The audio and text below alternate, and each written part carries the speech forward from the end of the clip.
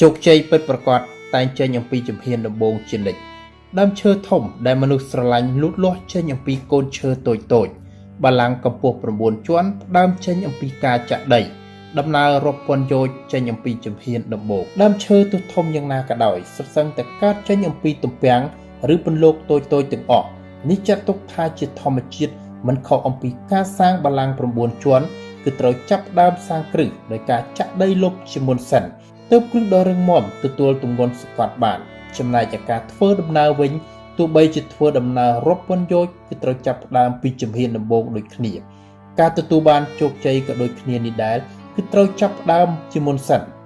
ការទទួលបានជោគជ័យក៏ដូចគ្នានេះដែរគឺត្រូវផ្ដើមជាមុនសិនទើបអាចឈានទៅរកជោគជ័យបានអ្នកខ្លះចាប់ផ្ដើមទៅហើយក៏នៅមិនទាន់អាចទទួលបានជោគជ័យត្រឹមមួយលើកអាចជួបប្រទះជាមួយនឹងបរាជ័យជាច្រើនលើកច្រើនសារទម្រាំទទួលបានជោគជ័យដែលត្រូវប្រើនៅសក្តីព្យាយាមអត់ធ្មត់យ៉ាងខ្លាំងទើបអាចធ្វើបាន